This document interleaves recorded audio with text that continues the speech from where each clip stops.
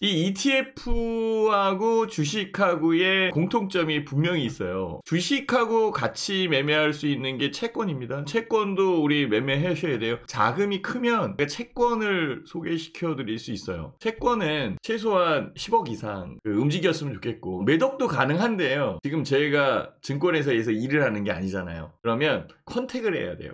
컨택을 해서 채권을 받아와야 되는데, 받아오는 그런 상황에서 제가 후려칠 수 있거든요. BP를 후려칠 수 있는 거예요. 장외채권 같은 경우에는 매매에 대한 부분에 저기가 있거든요. 수수료와 이런 것들이 있거든요. 이런 것을 후려칠 수가 있어요. 그러면 그게 다 수익으로 떨어져요. 무슨 말인지 아셨죠? 그리고 살 때에 내가 원할 때 살 수 있어요. 최근에 이제 금리 인하되는 그런 여건이기 때문에 채권에 꽤 관심을 두는 고액 자산가들 많아요. 제가 채권 매매하면은 정말 인센티브 이렇게 많이 받습니다. 이런 일을 했어요, 제가.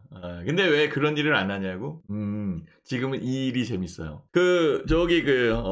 필리체님, 우리 누님, 스스로맘님, 네. 저는 이제 방송을 좀 이렇게 즐기는 것 같지 않나요? 저는 진짜 재밌어서 하는 거거든요. 이 재미있는 부분에서, 재미있다라고 느끼는 이 부분에서는 막을 재간이 없더라고요. 그냥 방송할 때가 제일 흥미로운 것 같아요. 지금 아무도 없어요.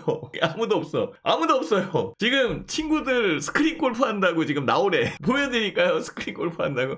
나 진짜 재미없어. 이런저런 얘기하고, 뭐 유튜브 같은 경우에는 구독자님들하고 이런저런 얘기하고, 이런 게 재밌는 것 같아요. 저는 혼자 있지만 여기도 지금 수십 명이 들어가 계시거든요. 유튜브나 이런 데는 수백 명이 들어와 있잖아요. 그분들하고 얘기하고 있는 거거든. 그러니까 심심할 일이 없죠. 그리고 뭔가 알려드린다는 거에 대한 보람? 자부심? 내가 조금 더 아는 거야. 사실 뭐 여기 계시는 회원님들이 더 똑똑할 수 있어요. 그리고 더 하시는 일에는 더 정통할 수 있는 상황이에요. 그렇지만 다만 주식 관련되어 있어서는 제가 어려서부터 했잖아요. 저는 학교 졸업하자마자 만약에 제 친구가 아니었으면은 여기 계시는 회원님들 못 만났을 거예요. 제가 유학을 가기 위해서 준비가 다 끝난 상황이었었어요. 준비가 다 끝난 상황이었는데 당구를 치는데 잘 치지도 못해요. 당구를 치거나 이럴 때에는 이제 서로 이제 굿즈를 주잖아요. 이런저런 얘기를 하고 막 그러는데, 그런 얘기를 하다가 자존심 상하는 이 얘기를 들어가지고 확 때려치고, 진짜 내가 못해서 하는 거 아닌데 당구를 이렇게 치면은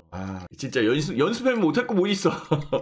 근데 이제 자존심을 건드리는 얘기나 이런 것들이 있잖아요. 이런 것들이 있어가지고 제가 이제 회사에 입사를 하게 되는 그런 기회가 생겨버린 거예요. 다른 애들 같은 경우에는 다 기업에 취업하고 있는 상황인데, 나는 공부를 해야 되는 거니까 취업을 안 한 상황이잖아요. 그러니까 취업을 안 한 상황이라는 이 부분 때문에 막 여기 이제 자존심 상한 거지. 그래서 그럼 내가 취업하고 간다. 그러다가 이제 은행에 추천서가 들어와가지고, 대학 교수님이 이제 은행 그게 신한은행입니다. 은행 추천서가 들어와가지고 그거 하려고 하다가, 나는 은행 체질은 아니거든요. 체질이 은행 체질은 아니거든. 제가 하려는 것은 환율을 전공했고, 환율에 대한 부분을 하려고 했고, 그러다 보니까 이제 또 증권회사에 들어오게 됐고요. 증권회사에 또 느닷없이 4-5개 붙어버린 거야, 진짜예요.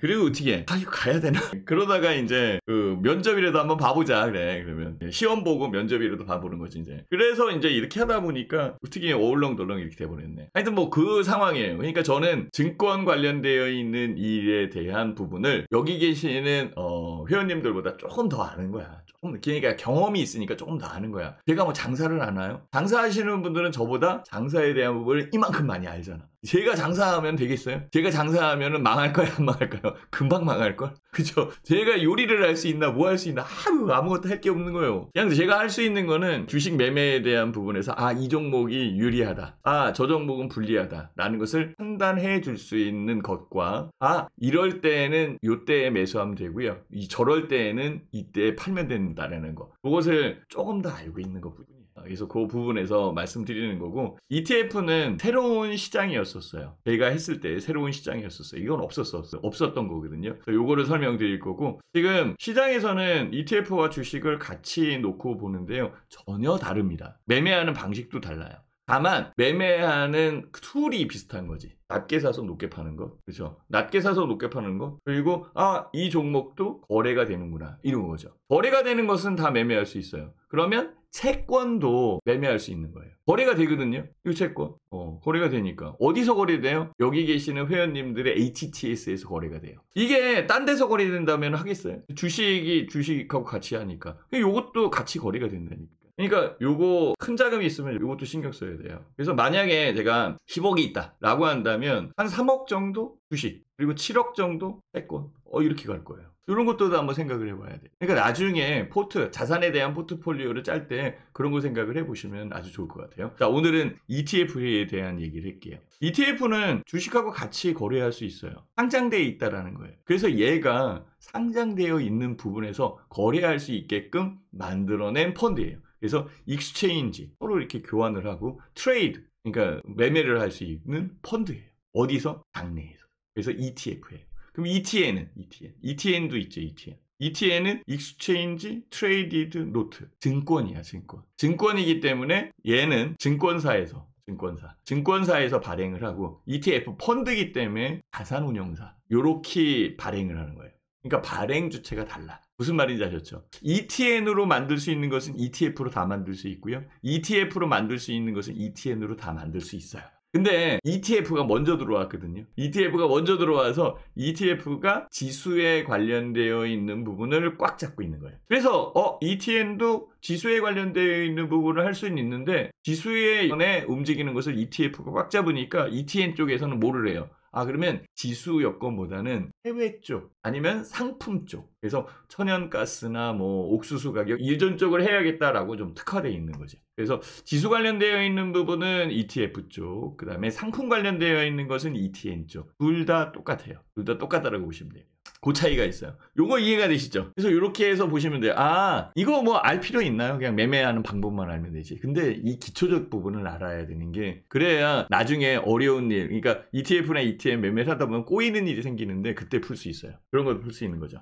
경제학자 한 명을 날린 듯 하는데요. 제가 환율을 전공할 때 우리나라에 환율을 전공하는 사람들이 별로 없었어요. 근데 왜 제가 환율을 전공하려고 그랬었냐면 다른 건 없었어요. 돈 때문에 그랬습니다. 학교를 다니는데 저는 경제학과고 저의 이 서클 선후배를 만나는데 경영학과에 다니는 동기인데 저보다 나이가 어려. 무슨 말인지 아셨죠? 동기인데 나보다 어린 애야.